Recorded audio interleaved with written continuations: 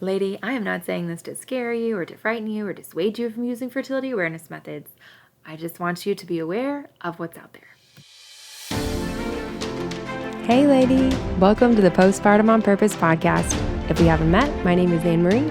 I'm wife to James and mom to 5 beautiful kids, ages 9 and under, with 1 miscarried baby.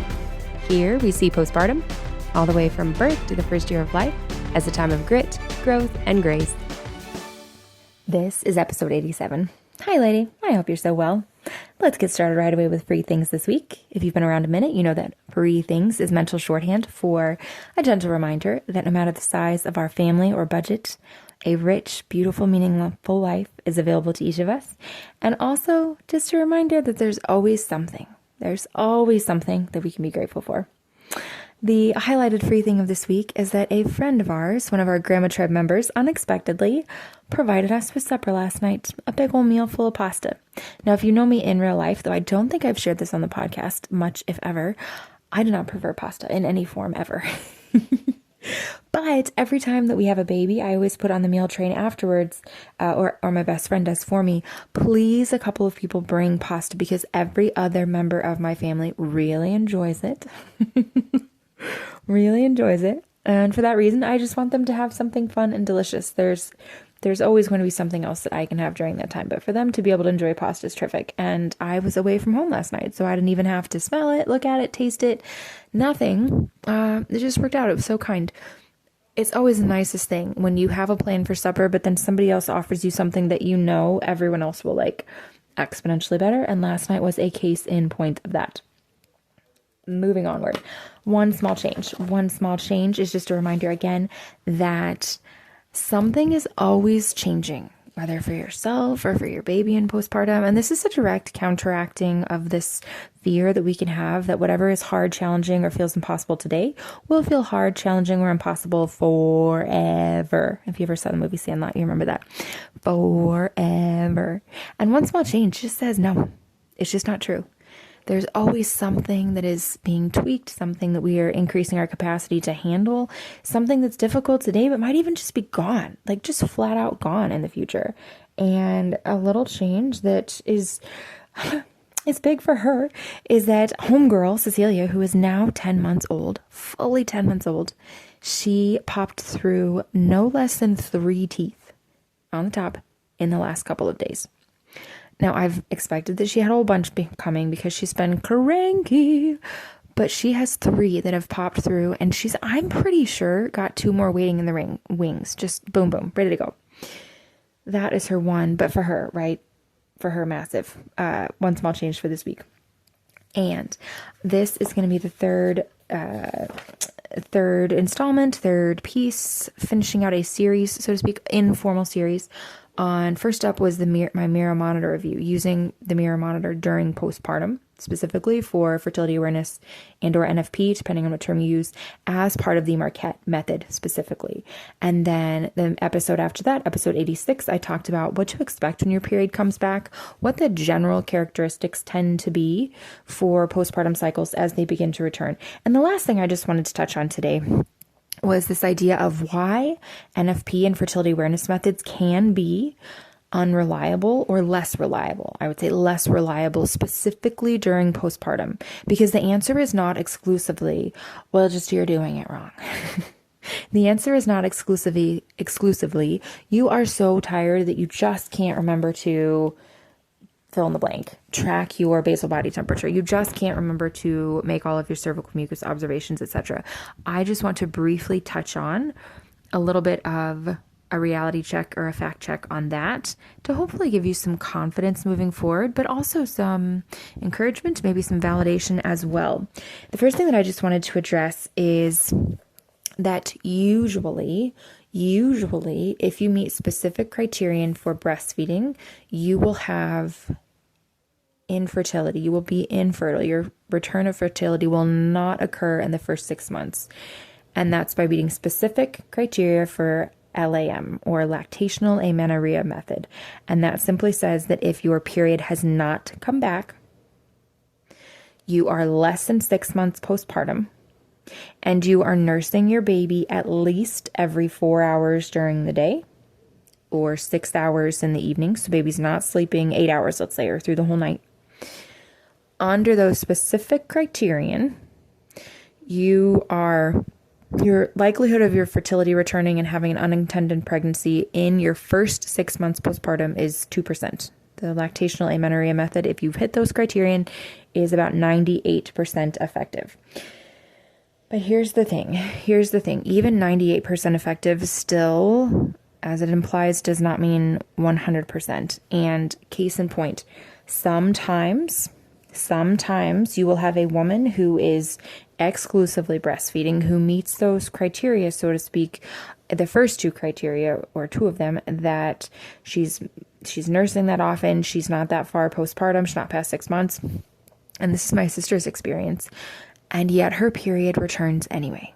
Her cycle has returns between 4 and 8 weeks postpartum every single time. And she's done this 3 times now. That is not to frighten you. It's not to scare you. It's simply to say, in the vast majority of cases, X happens. But in a very small percentage of cases on either side of the bell curve, something else happens, right? Something else happens.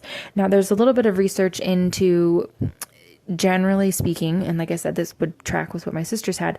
Generally, if your period comes back early, in quotation marks, early, with one baby, oftentimes it will continue to return early with previous babies. And similarly to that, even if your cycle does not return early, so to speak, if you have your cycle return at, let's say, 7 months, right? Because many women will start to wean the baby or introduce solids about 6 months.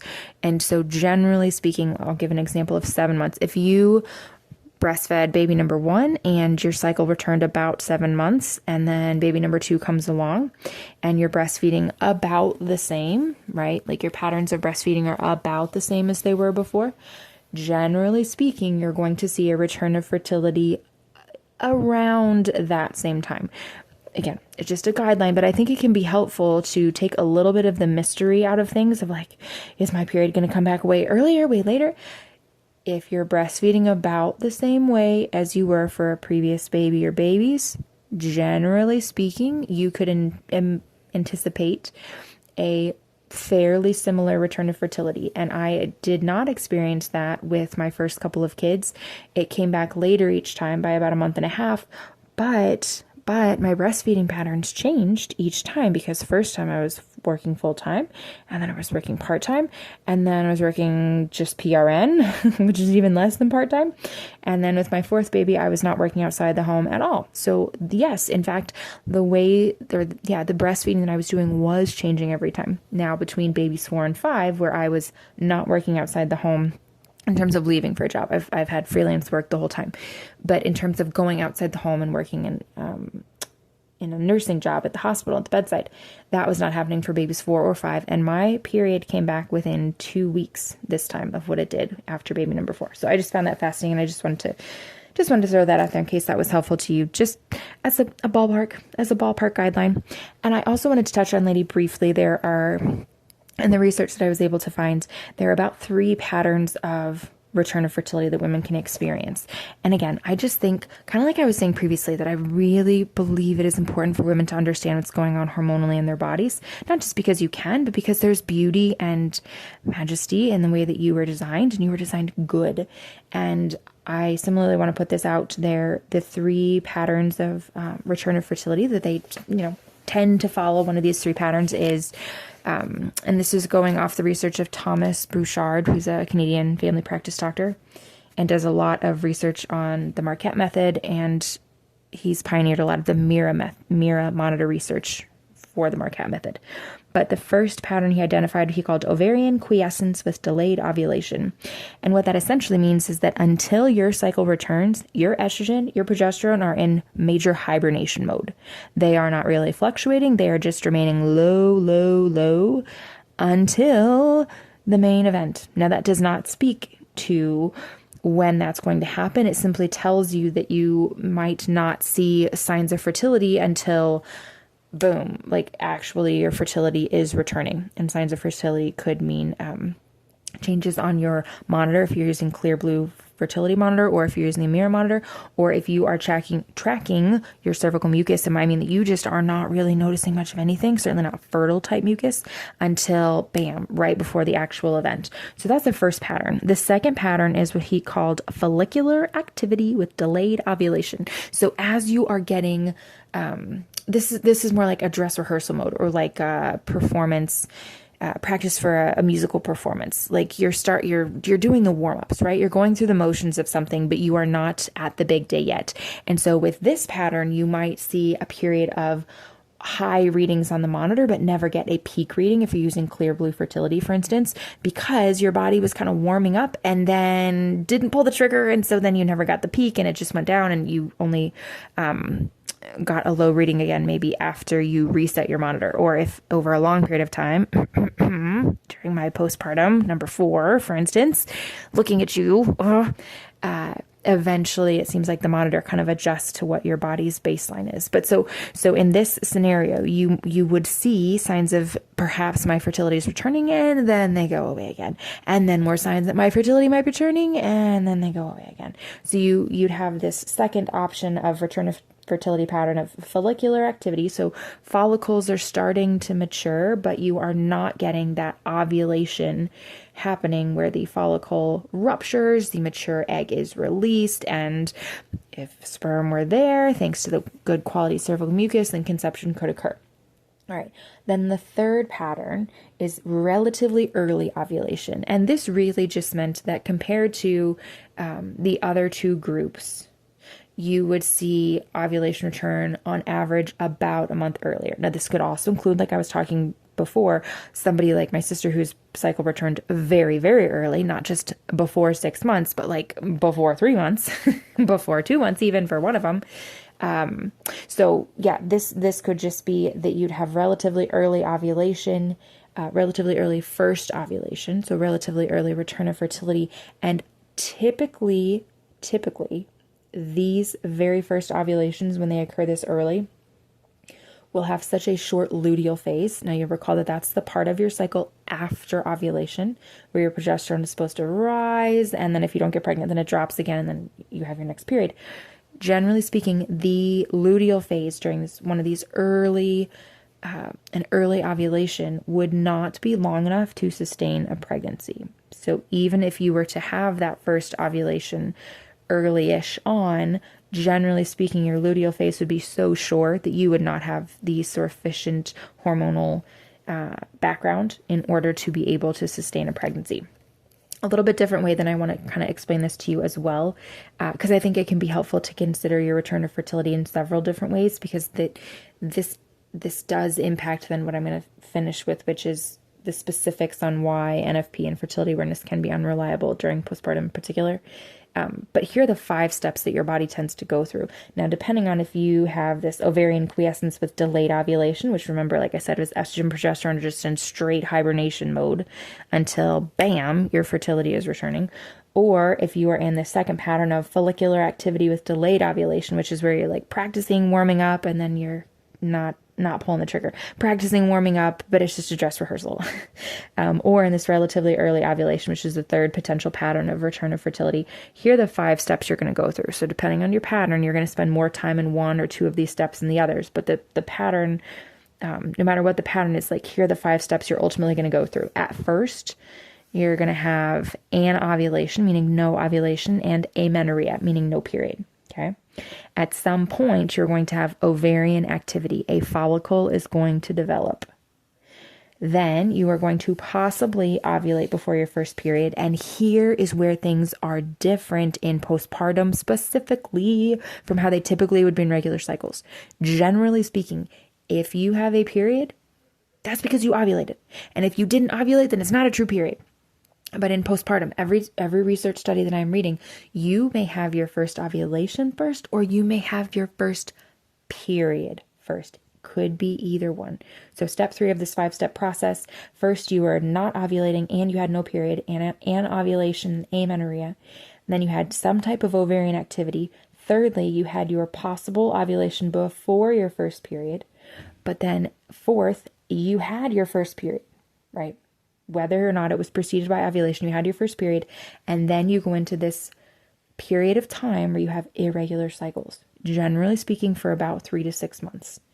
And then the fifth step of the full return of fertility is that you are now in regular cycles. Okay.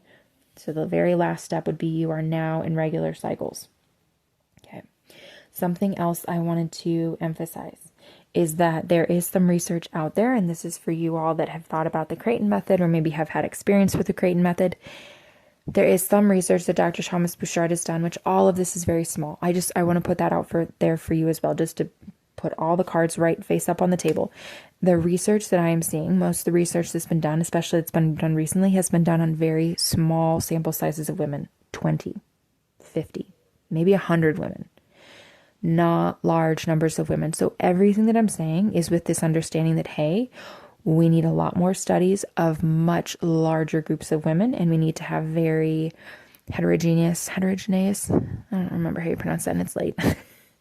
But not just homogenous groups of women that we're studying, right? So like all college educated, all white, all whatever, 25 to 39 or something.